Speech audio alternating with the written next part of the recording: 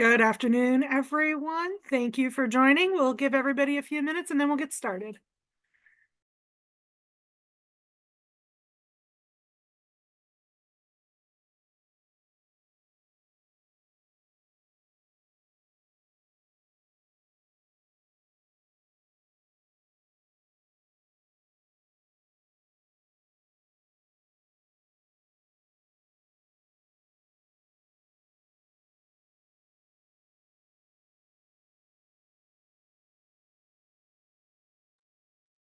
Hello again, everyone. Thank you all for joining this poll monitor training presentation. We are grateful to have you with us as we launch our 2024 election protection program, which promises to be the biggest and most important program we've run yet. We'll get started in a moment as folks are still joining.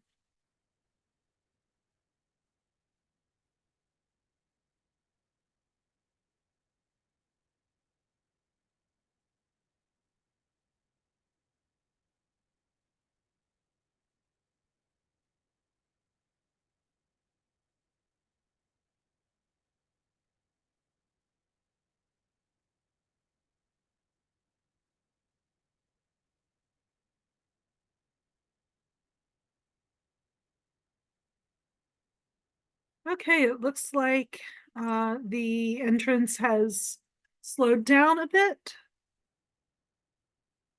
So we'll go ahead and get started. Thank you again for joining us for today's training presentation for election protection poll monitors.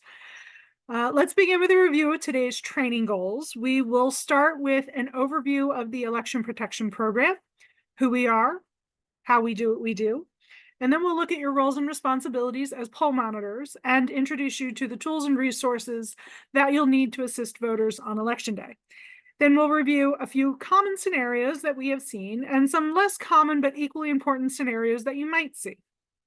And finally, we'll have time at the end for some last-minute questions and final thoughts. As always, we'd like to start off with some housekeeping. First, closed captioning is enabled. If you wish to turn this on for yourself, you can find that by clicking the three dots in the tool tray at the bottom of your screen.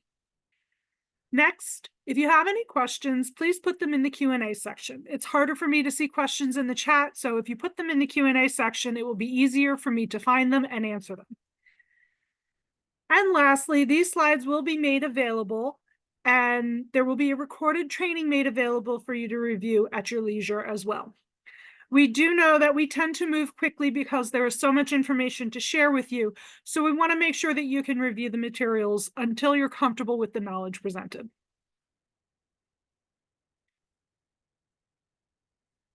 So for this first part, we will go over the basic structure of the election protection program and then look a little more closely at the hotlines.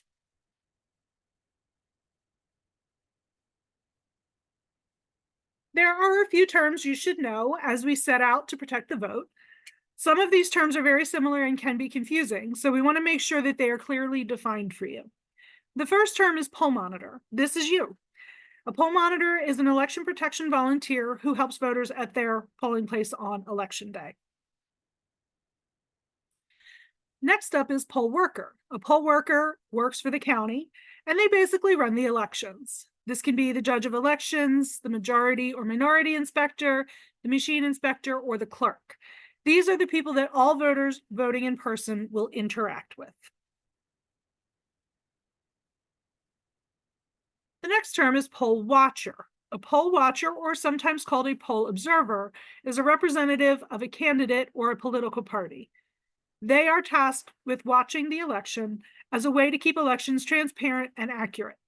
There are very strict rules for poll watchers, which we won't go into too much detail here, but generally they may quietly observe voting, keep lists of voters, and speak only to the judge of elections. They may not in any way interfere with the process. Next up is the command center. The command center is part of the structure of the election protection program, where we monitor reports and respond to incidents to make sure voting is safe, secure, and unobstructed. You will hear me reference this several times. Just know for now that this is where I will be on election day, and of course you'll be able to get a hold of me throughout the day. And finally, the hotline. 866 Our Vote is the election protection voter assistance hotline and is staffed by trained volunteers who are ready, willing, and able to help voters. So who are we? First and foremost, election protection is nonpartisan. We help all voters regardless of political persuasion. We do not support, endorse, or oppose candidates, parties, or campaigns. We do not engage in electioneering. Our role is entirely to help voters cast their ballots. We are the largest nonpartisan voter service coalition in the country, and we have been for more than 20 years. We are also community focused, and this is the most important link in this chain. We work hard to recruit volunteers to serve at polling places across the Commonwealth. The program also recruits hotline volunteers trained to resolve voter problems over the phone or escalate more complex problems to the command center. We also recruit attorneys in each county to litigate on election day if necessary. And we also train social media advocates to help us push data-driven, fact-based election information on social media. We work at the national and state level. Pennsylvania Election Protection is the state affiliate of the national program. And Pennsylvania not only has the largest coalition, we are at nearly 60 organizations now. In 2022, we had the largest poll monitor field program in the country, and we are hoping again to have that largest volunteer base for 2024.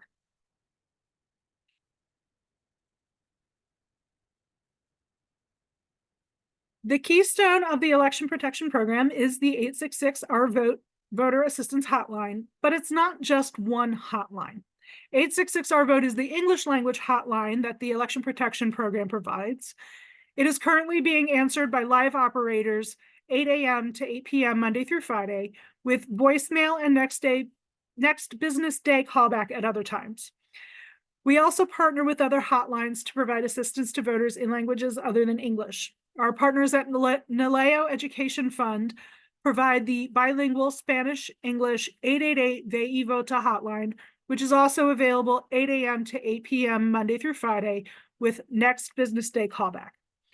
The Arab American Institute provides the bilingual Arabic-English hotline 844 Yellow US, which is currently on next business day callback, as is the Asian language hotline 888 API Vote, provided by Asian Pacific Islander Political Alliance and Asian Americans Advancing Justice, which provides assistance in Bengali, Hindi, Korean, Mandarin, Cantonese, Urdu, Tagalog, and Vietnamese. These hotlines are also accessible through the 866 Our Vote hotline. Voters will get a menu option to be connected to their preferred hotline.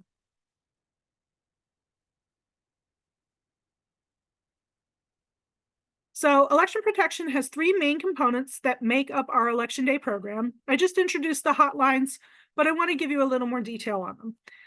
The 866 Our Vote hotline is provided and staffed by Lawyers Committee for Civil Rights under the law, and they also provide the database that we use to track and respond to voting problems. Hotline volunteers, who are generally advanced year law students and lawyers, are trained to respond to more complex problems than a poll monitor in the field might be able to help with. They have access to more resources to assess calls and provide answers, and to escalate issues to the command center for further action if necessary. The data collected from these calls not only helps the EP program help voters on election day, but it helps advocates throughout Pennsylvania all year long work towards better election policies and laws, more voting rights, and more protections for election workers and officials. Having this information available helps us identify trends, systemic problems, even organized efforts to disenfranchise voters. We are the only ones capturing this information. There are no other hotlines that serve all voters that retain data on voting problems to support election reform advocacy efforts. The field program is the other outwardly visible part of the EP program. This is you, and you have joined a nationwide network of tens of thousands of community volunteers who generously give their time to serve in their local polling places. Throughout the rest of this training, you will be trained on the basics of Pennsylvania and federal election law. But no, we are not lawyers, and we are not training you as lawyers. We familiarize our volunteers with the law so they can identify problems and know how to help a voter who has experienced a barrier at the ballot box. Poll monitors answer basic questions like, am I registered to vote? Where's my polling place? We'll train you to keep your eyes and ears open for things like lack of building accessibility, long lines, voter intimidation, polling places opening late or closing early, etc. We also train you to report what you see and hear to the command center so that we have a record. And of course, if there is a problem you can't solve on the ground, you will know how to refer voters to the hotline.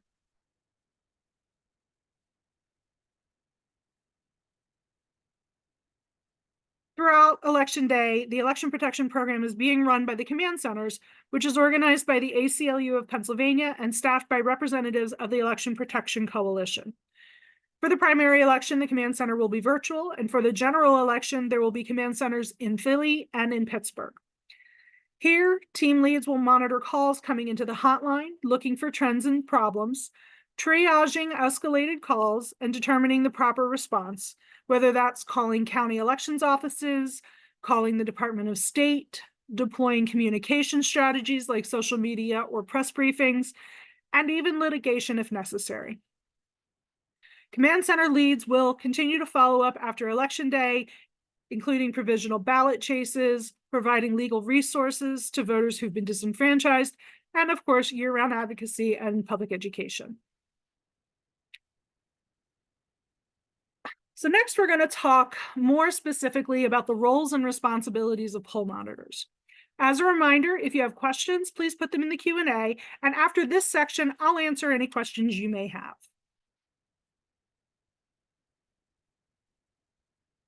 So there are two types of poll monitors in the Election Protection Program. The first is the stationary poll monitor, and this is the traditional role. Stationary poll monitors will serve 3 to 4 hour shifts at one polling place, answering basic voter questions and observing conditions on the ground. Of course, if you're so inclined, you can serve more than one shift, and we would love to have you. And if you can only do 2 hours, that is also okay. Just let us know ahead of time. The second type is the roving poll monitor. Roving was implemented in 2020 in response to the COVID-19 pandemic and was so successful that we extended it to become part of the regular program. Rovers will travel to 4 or 5 polling places in one general area and spend about 20 to 30 minutes at each, observing conditions and talking to voters. Rovers are important in areas where we may not have a lot of volunteers, but still have polling places that we want to pay attention to. And if they are available to do so, we may ask rovers to travel to a different area in their county if there is a polling place experiencing problems.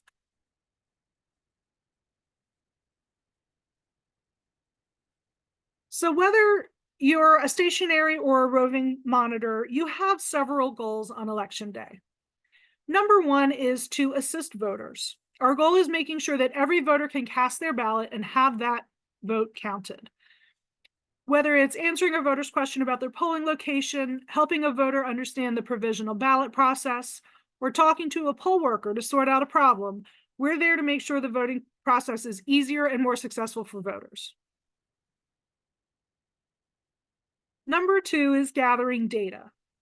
By observing conditions on the ground and talking to voters, you can help us collect that critical information about your polling place that may help us if we need to follow up with the county or with the Department of State, or if we need to head to court to protect voting rights. Understanding where we're seeing long lines or poll worker shortages or voter intimidation gives us a better idea of what issues we need to address on Election Day and throughout the year. And number three, you will help us by reporting issues so that we can track problems, flag issues, and make policy and legislation recommendations. By using the polling place checklist and the hotline, you help us to keep track and follow up on systemic barriers to voting. And ultimately, we do this work to protect our democracy. A healthy democratic society respects everyone's right to have their voice heard, and we are there to make sure that happens. So when you arrived for your shift, look around and try to find a suitable place to position yourself so that voters entering and leaving the polling place can see you, but so that you're not obstructing the entrance or violating the 10-foot electioneering zone. Remember, if a line starts to form, that 10-foot boundary travels with the line, so you may want to pick a spot where you won't have to move if that happens. Make sure voters can see your election protection t-shirt or badge, and if there's an election protection yard sign or you have one in place, stand near it. Be friendly. Wave, smile, and warmly greet voters. Feel free to approach voters if they seem receptive, of course, and ask if they have any questions or how their voting experience was. Be ready to share information about the election protection program, especially that we are nonpartisan and that you are volunteering to help your community.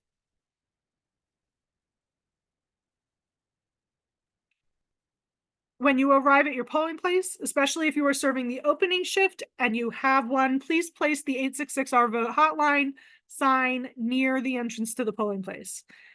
Then you should fill out a polling place checklist in the volunteer portal.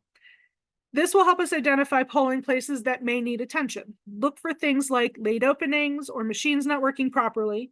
Make sure there's proper signage directing voters to the polling place and designating the electioneering zone. If there are more than one precinct in the building, make sure there are signs telling voters which line they should be in. Ensure that there is adequate parking, including designated handicap parking.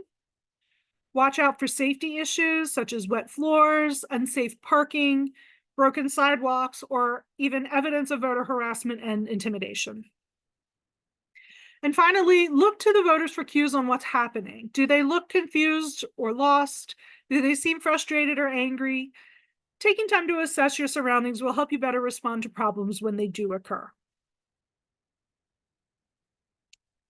So if you have volunteered with us in the past, you may remember that poll monitors had several reporting forms to use throughout the day. This year, we have streamlined the process. There will be 2 administrative tasks you need to do during your shift.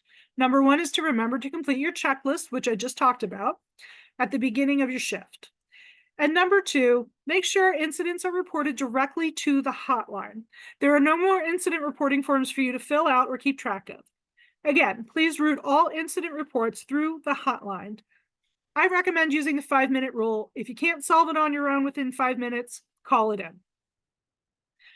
One additional note, if you notice that you're answering a lot of the same questions, for example, people's names not appearing in the poll book, even though they're registered, or poll workers asking a lot of people for ID when they're not supposed to, that's a situation where you want to call into the hotline. Even though you can solve it quickly on the ground, we should know about it because the trend may mean that there's a bigger problem we need to address.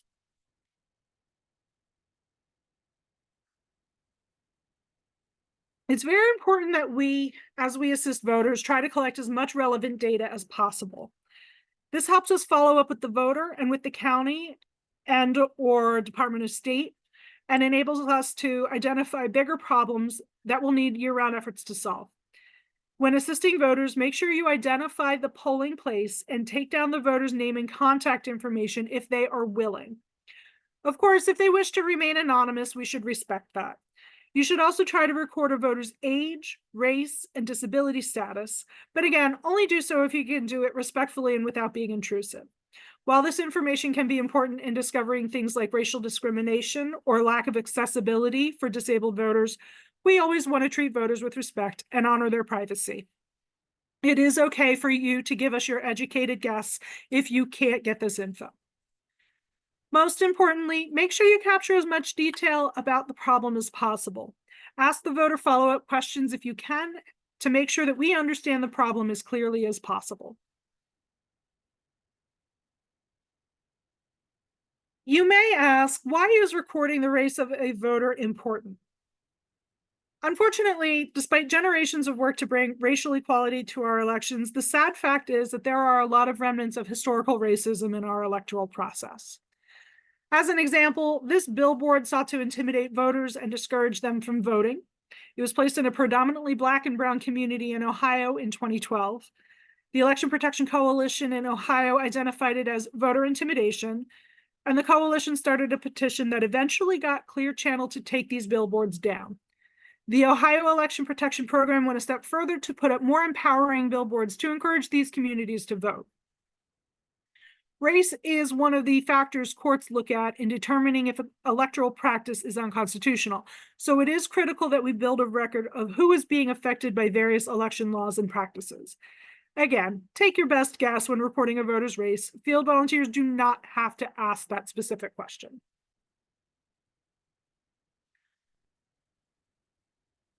There are some things you should keep in mind about what you should and shouldn't do as a poll monitor. First, as I mentioned earlier, collect as much information about the voter as possible without, of course, being intrusive. You should try to encourage the voter to stay with you until the issue is resolved, but if that's not possible, at least try to get them to give you contact information so we can follow up if necessary. You should, of course, offer solutions, even if it's just offering to have a hotline volunteer follow up. But if you're ever unsure of what the proper step is, of course, call the hotline. Here are some things you shouldn't do. First, if someone is looking for an argument, don't let them find it with you. Don't engage in arguments with anyone. The best thing to do if somebody is riled up is to listen to them if it's safe, let them say their piece, or leave the area if it's not safe. Second, don't try to give legal advice. Again, we are not lawyers. Please leave that to the lawyers. Third, please remember that we are nonpartisan. Do not make any partisan comments while you are on shift. Also, please don't distribute any material from any party, candidate, or other groups while you're on shift. And again, if you don't know the answer to a question or problem, don't guess, call the hotline. That's what they're there for. And more importantly, if you feel unsafe, again, leave. Do not ever put yourself in harm's way. Your safety is our number one priority. No matter what is happening, if you are not safe, please immediately leave and call your command center contact.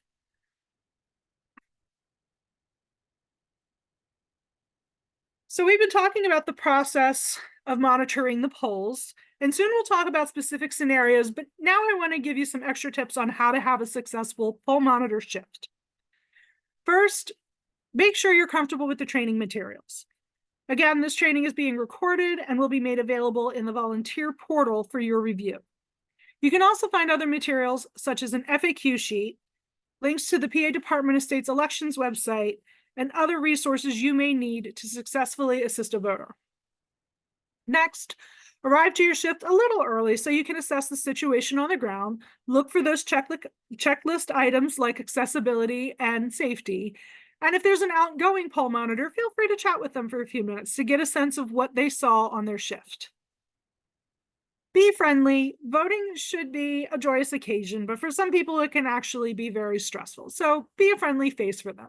My colleague likes to say, show them your armpit, meaning, of course, wave like you want them to see you.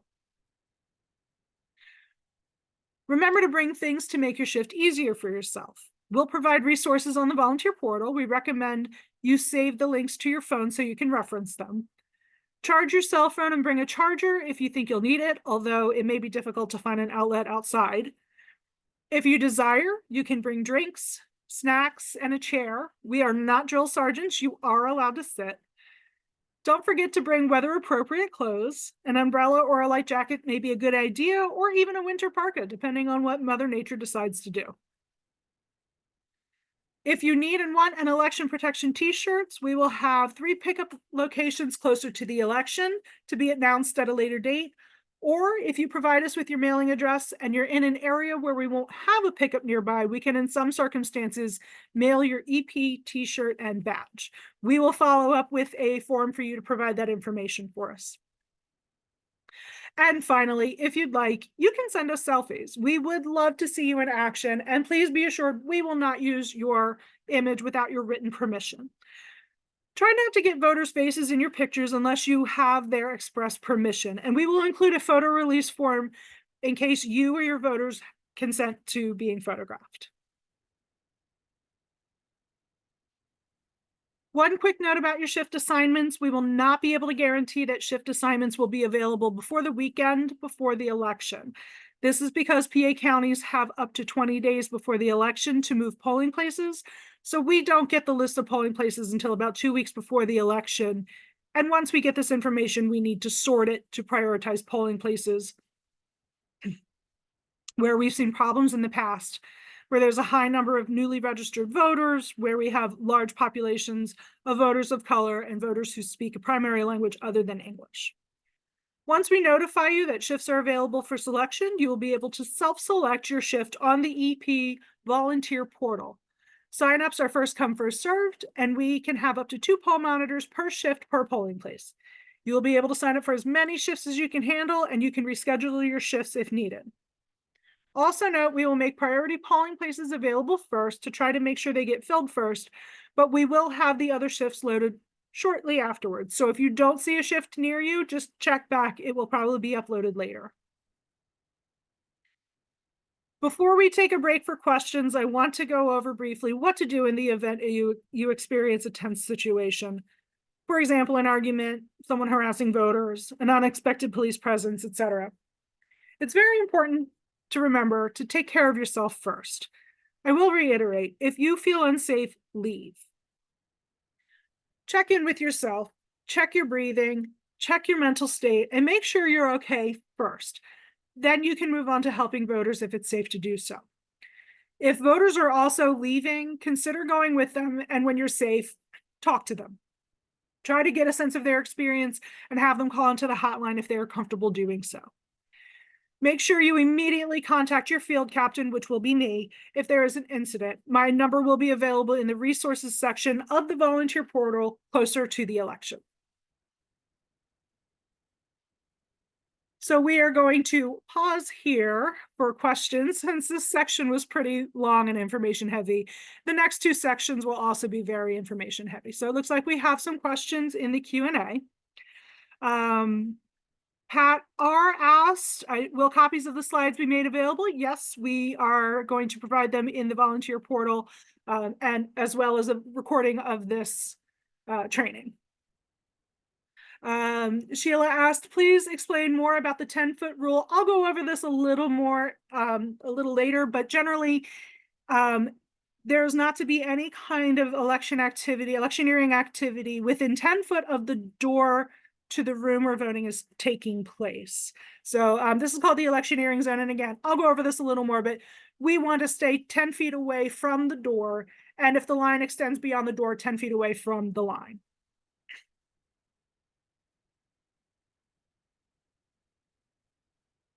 Next question is, what is the standard wait time to expect to connect to the hotline?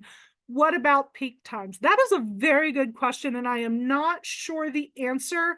I will have to follow up on that one.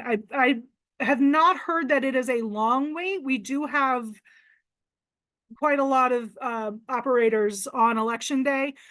So I would expect it's not very long, but I will follow up on that. Marcia asked, you said that if you have the first shift, you should place the sign at the entrance. Is this within the 10 feet? I would say entrance to the walkway up to the door. I would keep it, as outside of that 10-foot zone.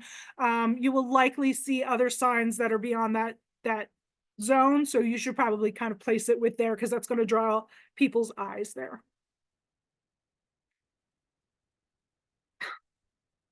All right. How will we be made aware that volunteer portal for sign up for shifts is open? You will get an email from us. We will let you know when the recordings have been uploaded and when the sign up for shifts is open.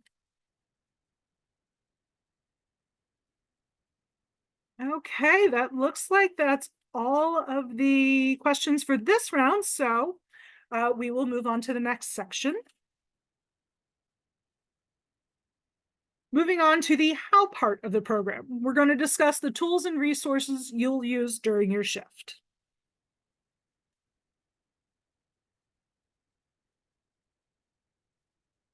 The first tool you'll use as a poll monitor is one you've already been using, the volunteer portal.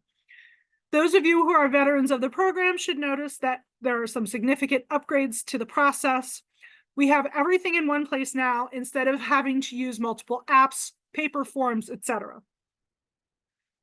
For those who are new to the program, or if you haven't had a chance to explore it yet, you'll find that everything you need is here in the portal.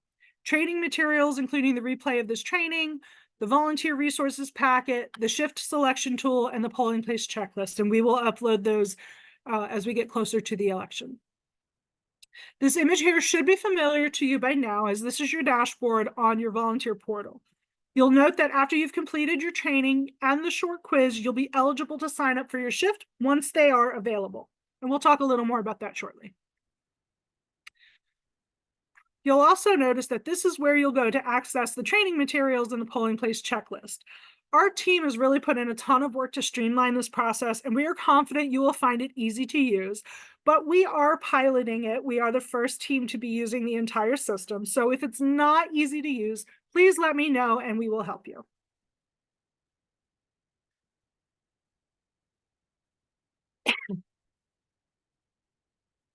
So again, once you've completed this training and a very short 3-question quiz, you'll be able to self-select your election day shift. Here is a short video to show you how to do this. Hopefully the sound works. If not, somebody let me know in the chat. Once a volunteer has successfully completed the training and passed the quiz, they will be able to sign up for a shift.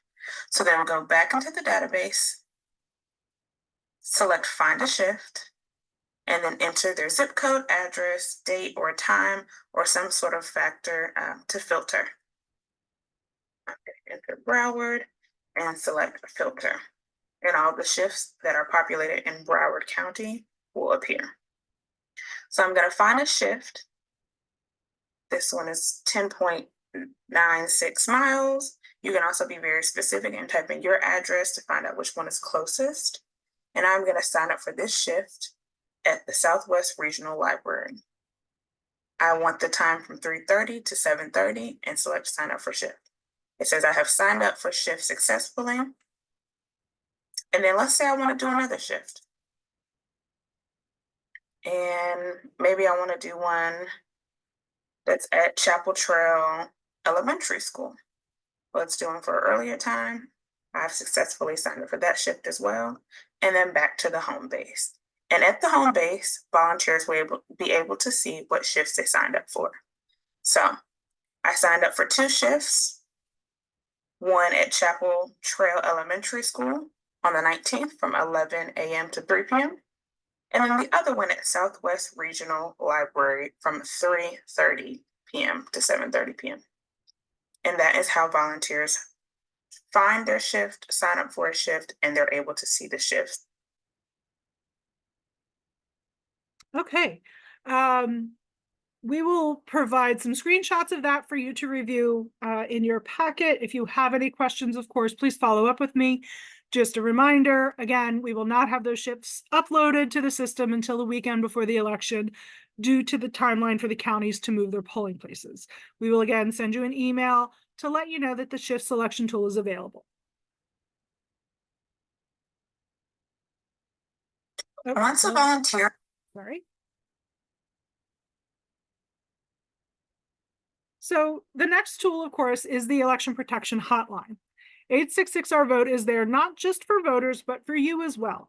If you are not sure of an answer or you come across a weird situation, which does happen, please feel free to call the hotline.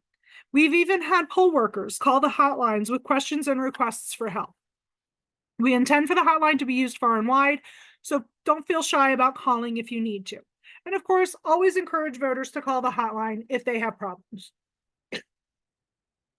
I mentioned earlier the 5-minute rule. It's really more of a suggestion, but if you can't solve a problem in 5 minutes or less, call it in to the hotline. This includes things like machine malfunctions and long lines and voter intimidation.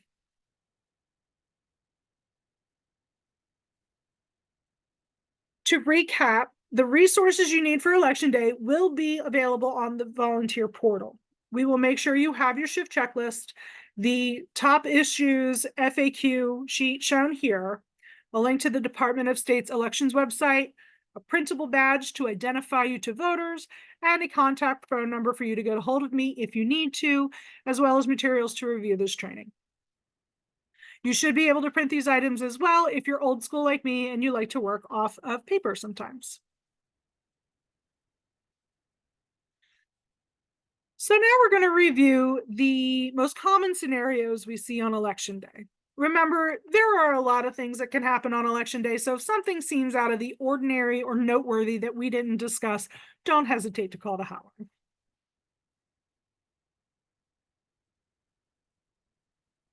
Most of the calls that come into the hotline fall into 7 general categories, and I just want to go over them very quickly to give an idea of the many ways that voters may experience problems on election day and why it's so important to have something like election protection out there to assist. We'll review these broad categories, and then we'll take some time to dive in and look at possible responses to these problems. So by far, the highest number of calls we receive are basic questions like, am I at the right polling place? Did I register to vote on time? I moved, but I don't know if I should vote here or at my old polling place. And it's important that voters know that there is this resource available because we really don't want voters to be disenfranchised over something simple, like not knowing where their polling place is. We don't want them disenfranchised for any reason. But unfortunately, this is a scenario that we hear quite a lot.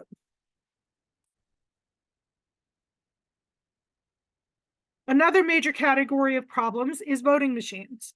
These problems can be as simple as poll workers not knowing how to open a machine, or a power cord is missing. Or it can be as complex as what we saw in Northampton County recently with a major programming error, or in Berks County with their electronic check-in machines failing. The important part is there are ways to mitigate these problems, and our poll monitors are trained to walk voters through that process.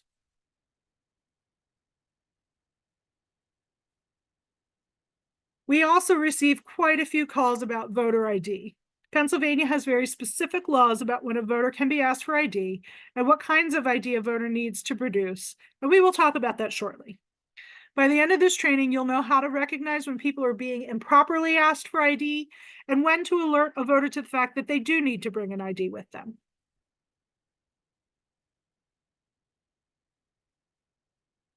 Another common issue is ballot problems. This can range from a county running out of ballots to machines breaking down and poll workers not knowing what to do.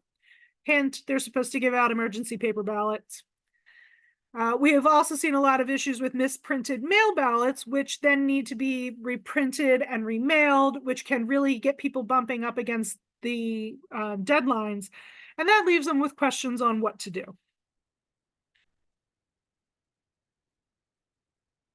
We see a lot of calls about accessibility for voters with disabilities. Every polling place is required to have at least one ADA compliant machine. So if that machine malfunctions, voters may not know what to do. Also, polling places are not always physically accessible for voters who use mobility assistive devices, or there may not be handicap parking available.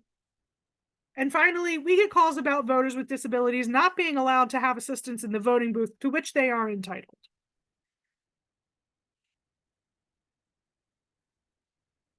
Similarly, with language access, there are 3 counties required to provide language assistance in Spanish. These are Berks, Lehigh, and Philadelphia counties.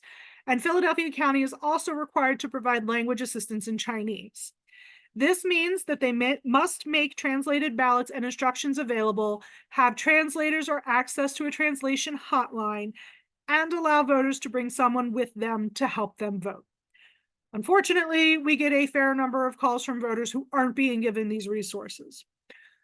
Also, there are many counties with communities of speakers of other languages that should be providing language assistance materials but aren't required by federal law. So it's even more important that our volunteers are trained to know what to do in these situations.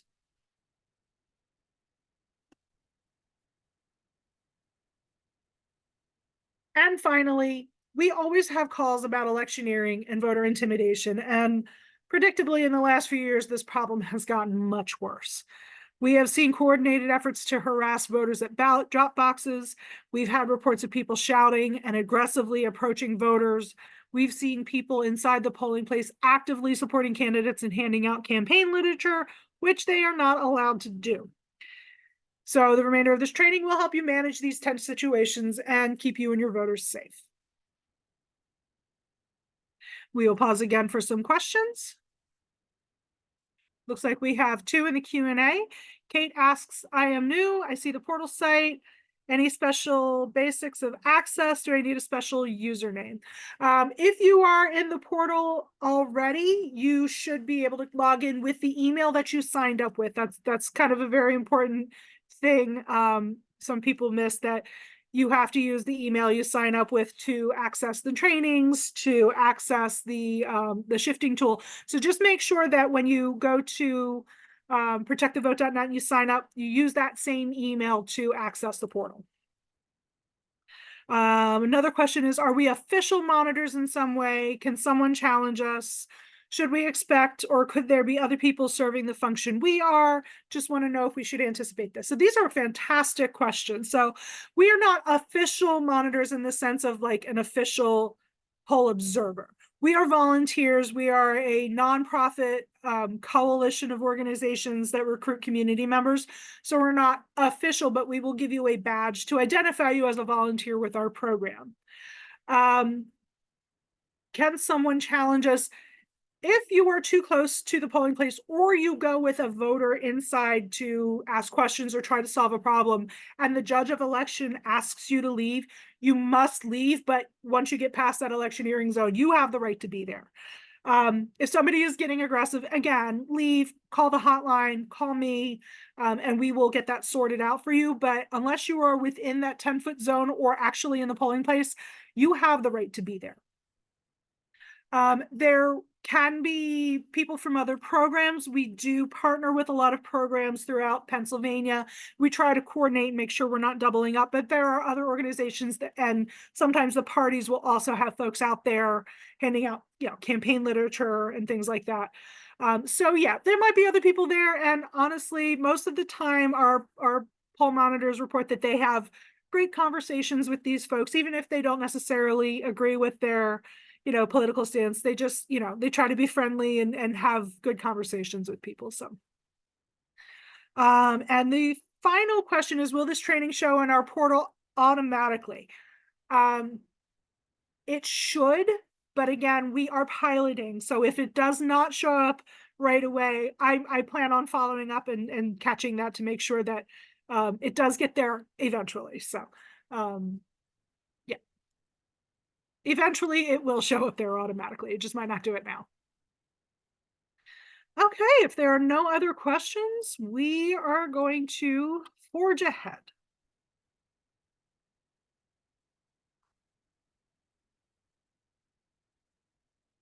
So now we'll move into specific scenarios you may encounter at the polling place and some suggestions on how to handle them. First things first, as noted earlier, when you arrive at your polling place, take a few minutes to observe the area around you. Go through the checklist found on the volunteer portal and note anything that doesn't seem right. If you have the opening shift, note the time that the polling place opens. If it opens more than 20 minutes late, that should be reported to the hotline. We understand sometimes poll workers have a little difficulty opening them up, but if it's going past 20 minutes, then that indicates there's a bigger problem. Make sure there's adequate signage. I mentioned this earlier. There should be signs pointing to the room where voting is taking place. Likewise, if there is more than one polling precinct in one building, there should be signs clearly denoting which line is for which precinct. Make sure that there are handicap parking spots clearly marked and that the electioneering sign is present and 10 feet away from the door. If you are serving in Philadelphia, Berks, or Lehigh County, are there signs and materials in English and Spanish?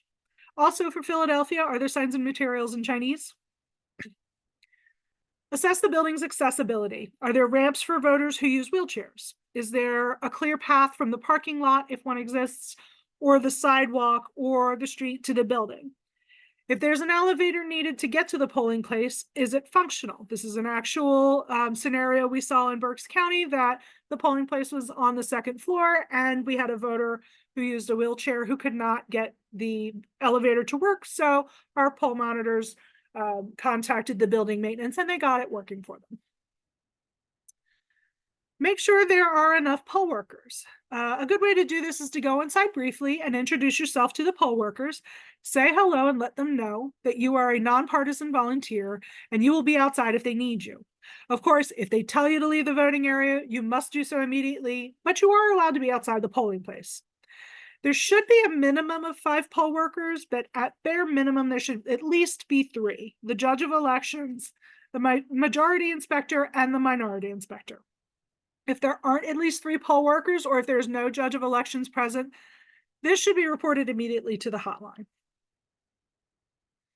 And finally, observe and report any long lines, especially if you're on the closing shift. Long lines can indicate problems such as machine malfunctions, voters' names not being in the poll books, ballot shortages, etc.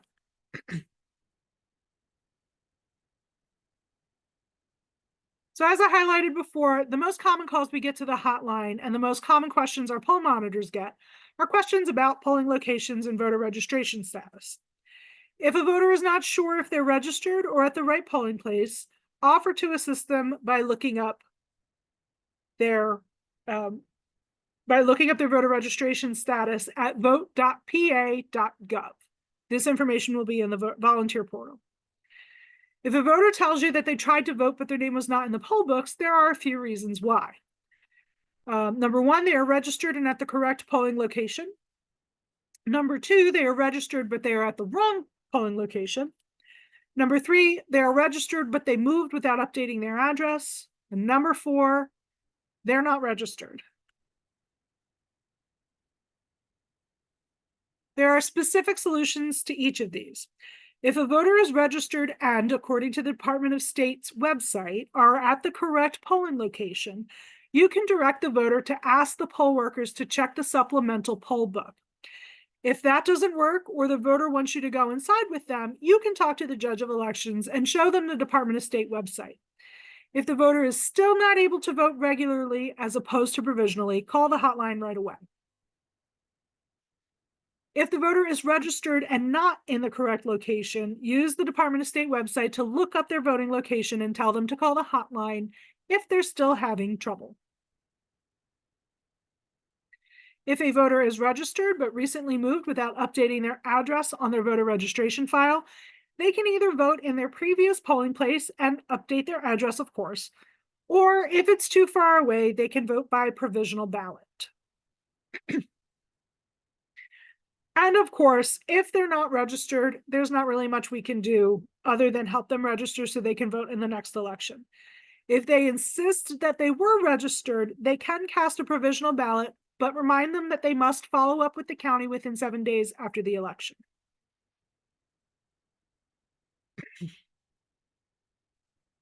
Here's a fact of life for you. Whenever machines are in use, machines can malfunction. Sometimes this can be easily fixed with a hard reset or some other troubleshooting tactic, but sometimes the problem is more serious. Either way, the judge of elections should be notified immediately if a voting machine is not operating correctly, whether it's showing an error code or not responding to input or something else. If you hear of this happening, make sure the judge of elections has been notified and then call or have the voter call the hotline with as much information as possible. How many machines are malfunctioning? How long have they been down? Are there other machines available for use? Are emergency paper ballots, not provisional ballots, being given to voters, etc.?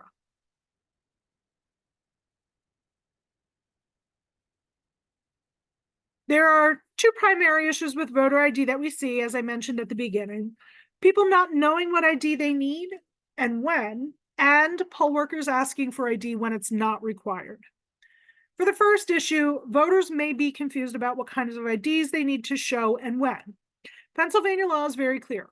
Voters only need to show ID the first time they vote in their precinct. So, voters who recently registered to vote, voters who recently moved to a new voting precinct, and voters who haven't voted in a while and had to re-register would need to show ID. Another related issue is poll workers asking for ID when it's not required. There are some instances where, regardless of the law, poll workers insist that voters should have to show ID. This type of incident needs to be reported to the hotline immediately so we can take steps to make it stop. In other instances, a poll worker may be asking for ID so they can check a voter in on an e-poll book. It makes the process faster, but voters are not required to have an ID to be checked in, and poll workers may not be effectively communicating why they are asking for the ID. If this happens, call the hotline for guidance. Here is a list of accepted forms of ID for voters voting in the precinct for the first time. These range from typical forms of ID, driver's licenses, US passports, a pen.id card, to less typical forms of ID like utility bills and paycheck stubs, if those are even used anymore. You do not need to memorize this list. This information will be made available in your resources packet on the portal.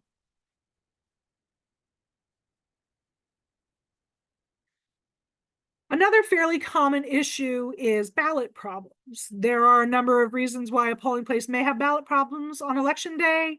For example, the ballot marking devices, printers or scanners aren't working. They're not processing the ballot paper. If the ADA compliant machine is not working, if the county ordered the wrong paper or not enough paper, etc. In counties that use hand-marked paper ballots, it's crucial that they have enough printed ballots to match voter turnout. If you hear that the polling place is running low on ballots, call it into the hotline. That way we can call the county and make sure they're aware of the problem. In counties that use ballot marking devices, if more than 50% of the machines aren't working, the county is required to provide emergency backup paper ballots, not provisional ballots. I've said this a couple times already. It's very important to remember this. If a voter tells you they had to vote by provisional ballot because the machines aren't working, call the hotline immediately to report it. Same with the other issues. If an ADA compliant machine is not available for whatever reason, call the hotline immediately. If the polling place has run out of paper or has the wrong paper, call it in.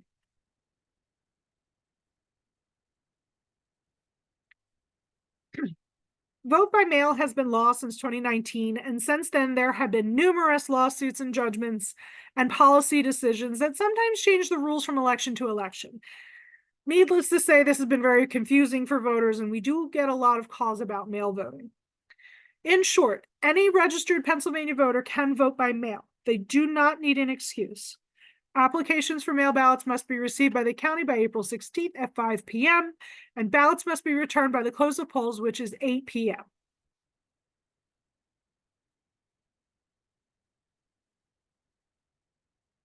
There are several problems that a voter may experience during mail voting.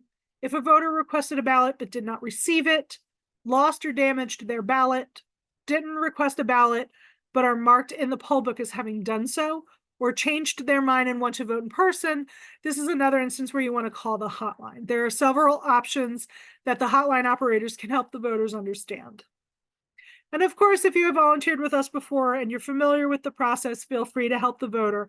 But if you're unsure, definitely call the hotline.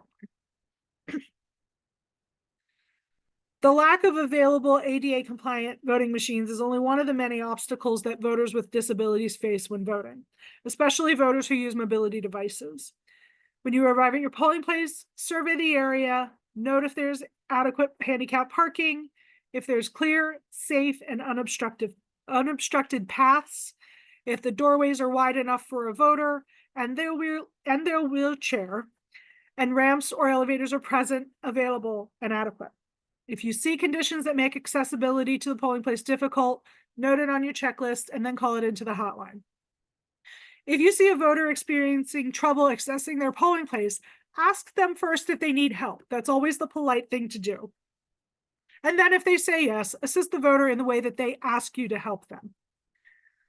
If a polling place is completely inaccessible, call the hotline immediately. There are other options that we have to help get that voter a ballot, including accessible alternative ballots. A voter with a disability is also permitted to have an assister of choice to help them. That assister and the voter will need to fill out a form at the sign-in desk the first time the voter needs assistance. After that, it will be noted in their file and the poll books that the voter has an assister. If the voter is denied this right, I'm going to say it again, call it in.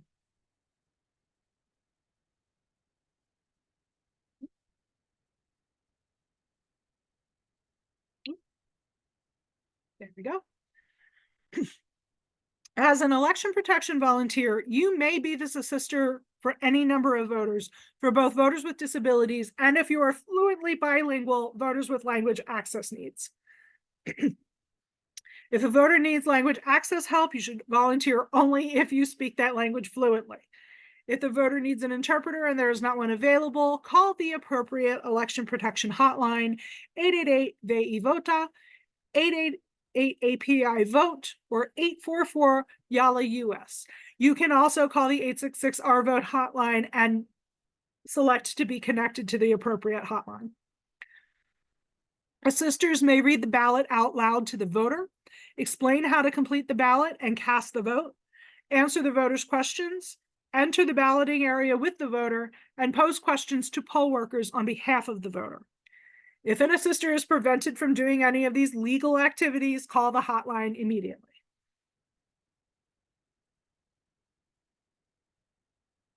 As noted before, people who speak a primary language other than English are permitted to have an interpreter, regardless if they are voting in one of the 3 counties required to provide language access materials.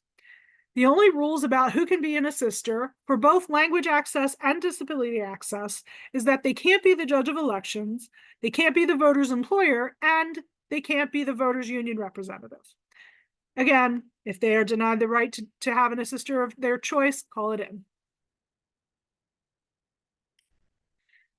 We're in the home stretch, folks. Just stick with me a little bit longer.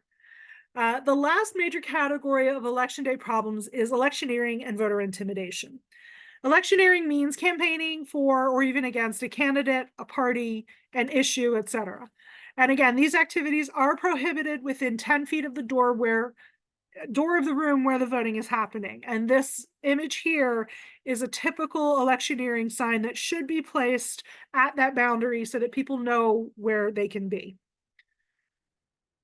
And again, a lot of people don't realize this, but if that line extends beyond the door, the 10-foot boundary follows the line, meaning there can be no electioneering within 10 feet of the people in line. No shouting, no pantomime, no charades, respect the 10-foot boundary. Of course, if someone asks you a question, you can quickly answer it, but in general, respect that boundary.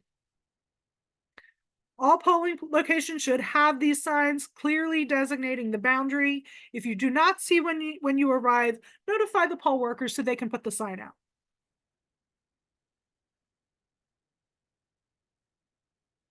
All election protection volunteers should stand outside the electioneering zone unless specifically asked for help by a voter or even a poll worker.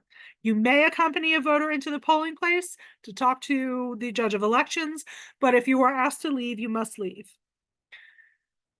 Voters may think there is a problem and be uncomfortable that people are handing them literature or otherwise electioneering near the polling place, but as long as those folks and you are not within that 10-foot boundary, they are permitted to be there, as are you.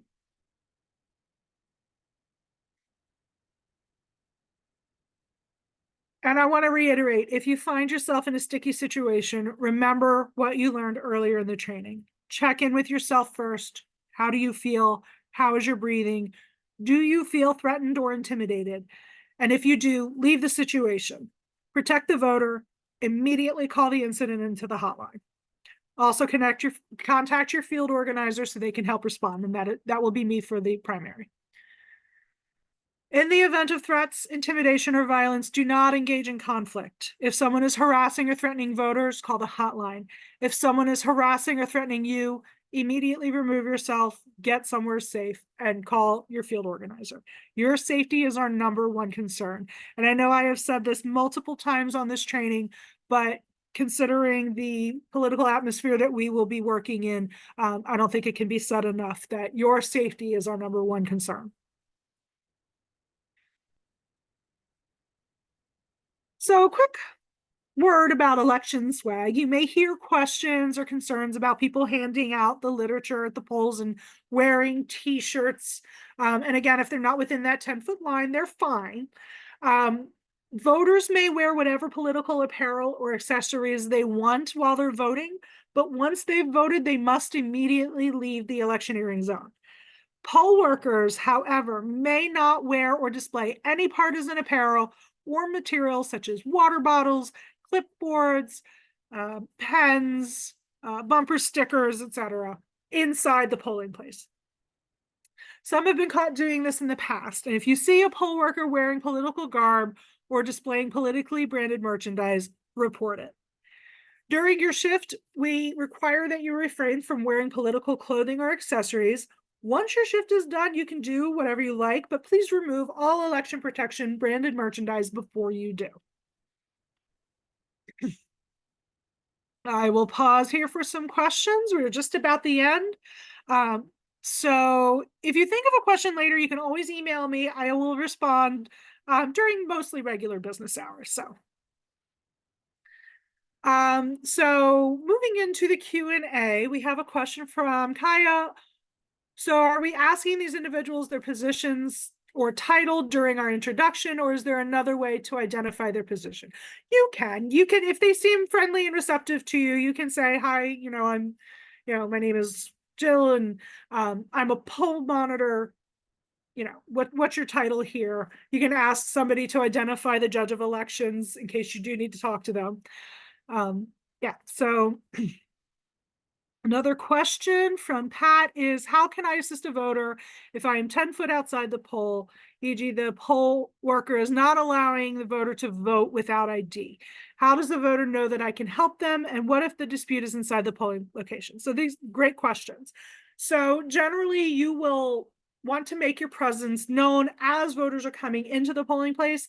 And if they're coming out and they've been prevented from voting, you can always ask them on their way out. So did you have a good experience voting? And then hopefully they will open up and tell you what the problem was. So it's all about communication and being approachable and being friendly. And you'll have a t-shirt and a badge. Hopefully we'll be able to get signs out there. And if the dispute is inside the polling location, again, you can go with the voter. If the judge of elections is being hostile to your presence, though, of course, leave, call the hotline, and then the command center will escalate that, and we will follow up with the voter. We may send, someone from our legal team out there to help them. So, do what you can without getting yourself into trouble. And then if if you're still blocked, then call it in and we'll take care of it. Miscellaneous. There's required to be at least one handicap parking space. Translators not required except in the 3 counties you mentioned. So yes, there should be at least one handicap parking space. With the packet that poll workers are given on election day, there should be a mobile handicap parking sign. I remember a polling place I worked at once. They didn't, their handicap parking was terrible. So we set a sign out along the side of the building and just basically made a makeshift parking spot. Translators not required except in the 3 counties you mentioned. That is true. Some will have them. Some counties have been receptive to the idea that it's a good thing to have translators, but if it's not Berks, Lehigh, or Philadelphia, they do not have to have them.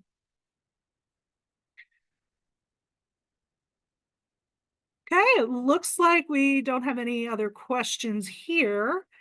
So we'll move on to some final thoughts and questions. So for a quick review, the kinds of issues you should report to the hotline are issues that will keep a voter from voting. For example, situations we reviewed today, like long lines, polling places not being open on time, wrong ballots being used, voter challenges, anything like that. There are other issues as well, such as a large number of provisional ballots being issued, poll watchers challenging a large number of voters, unexpected police presence. So in summary, if you see something that might prevent or discourage a voter from voting, call the hotline. You are there to be a friendly face, to let voters know that there's somebody there to help. You can answer basic questions, and then of course, refer them to the hotline.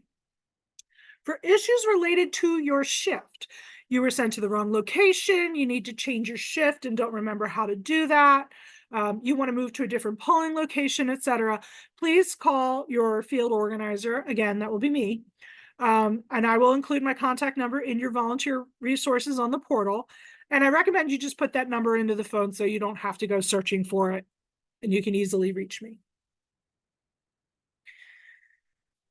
Remember, stay safe, document and report what you see, even if everything looks okay. We love to hear that.